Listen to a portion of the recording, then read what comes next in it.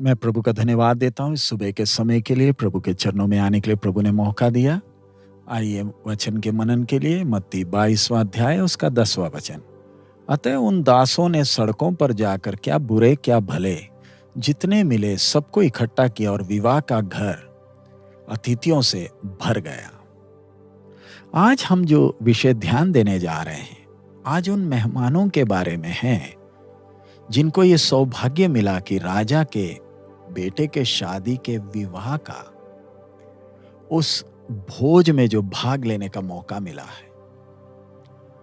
जिन अतिथियों को निमंत्रण भेजा गया था, बेशक वो भोज में नहीं आए तो भी राजा ने अपने बेटे के विवाह को रद्द नहीं किया, ना ही उस भोज को भी आगे के लिए टाल दिया। सब बातें निश्चित समय पर हुई। इसी तरह हमारा प्रभु भी, जिसने अनंत काल की अपनी योजना को अपने मन में ठाना और उसका आरंभ किया है, सब बातें समय पर होंगी।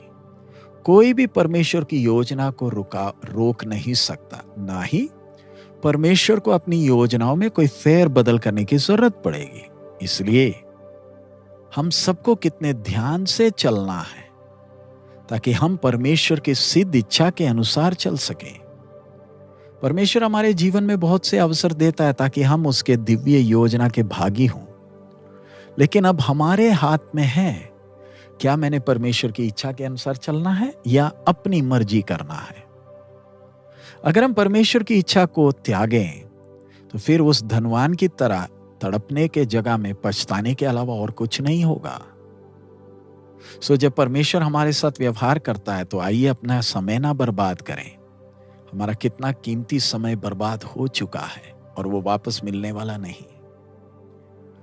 विवाह के भोज के लिए आमंत्रित वो मेहमान बेशक भोज के लिए समय पर नहीं आए तो भी उस भोज में किसी बात की कमी नहीं थी।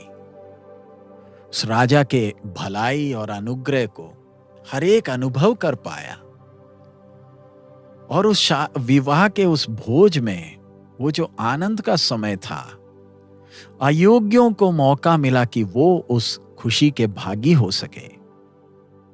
राजा के दासों को आज्ञा दिया गया था कि वो जाकर सड़कों में जो बुरे हैं या भले हैं सबको आमंत्रित करें ताकि वो इस भोज में भाग ले सकें।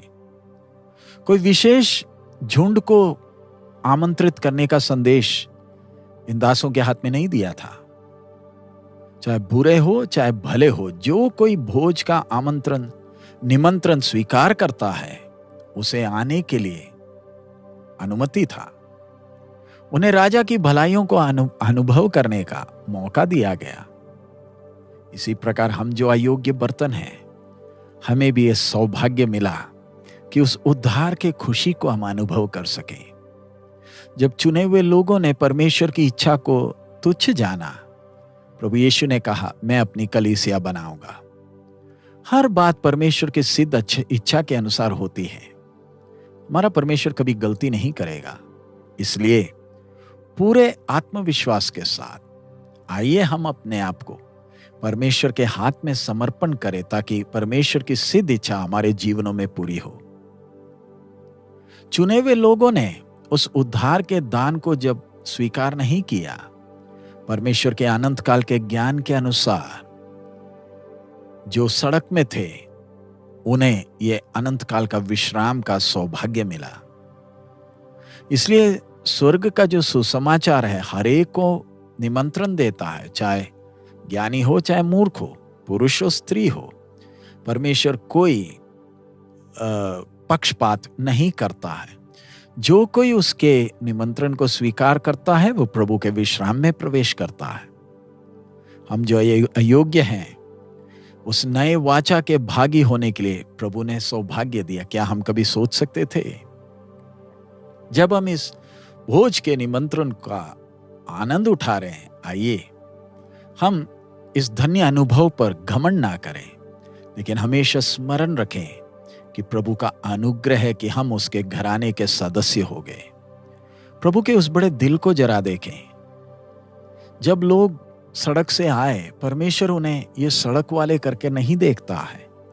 उन्हें वही मौका दिया, वही अनुभव दिया जो चुने हुए के लिए रखा गया था। इसलिए हम अपनी खूबियों पर घमंड ना करें, वरन नम्र रहें, क्योंकि परमेश्वर का प्रेम ने हमें यह अनुभव दिया। जिन्होंने इस निमंत्रण को तुच्छ जाना, हम उन्हें दूसरी नजर से ना देखें, वरन नम्र रहें, क्योंकि महिमा सब प्रभु को ही मिले।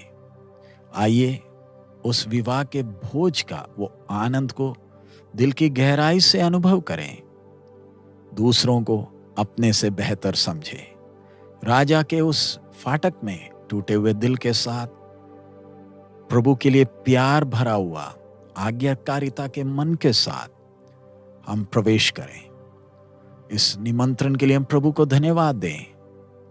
नहीं, अगर हमें निमंत्रण ना मिलता तो हम हमेशा के लिए खो गए होते। हमारा प्रभु कितना महान है। आइए हम प्रभु की स्तुति करें और उसकी महिमा करें, प्रार्थना करें। हमारे अनुग्रहकारी दयालु पिता, हम आपका धन्यवाद देते हैं इस अच्छे समय के लिए। प्रभु, जब चुने हुए लोग रात को सो नहीं पा रहे, उनके ऊपर रॉकेट गिर रहे हैं, प्रभु हमें एक नया दिन आपने दिया। हम अयोग्यों को प्रभु सड़क के किनारे से आपने बुलाया और कितना ऊंचा पदवी दिया है। नम्र रहते हुए, आपके अनुग्रह की कीमत को समझते हुए, प्रभु पूरी हलीमी के साथ आपके नाम के महिमा के लिए जीने के लिए हमें सहायता कर। आपकी आशीष एक एक पर बनी रहे, यीशु मसीह के मधुर नाम से मांगते हैं, आमीन। जरा सोच कर देखिए, अब्राहम की संतान आज परेशान, रात को सो नहीं पा रहे, रॉकेट गिर रहा है, प्रभु ने एक नया दिन दिया। आइए हम प्रभु के लिए पूरी नम्रता के साथ प्रभु की महिमा के लिए जिए। जो उद्धार हमें मिला है उसके लिए प्रभु को धन्यवाद दें। प्रभु हम सबको आशीष दे। हमारा प्रभु शीघ्र आ रहा है। मारानाथा।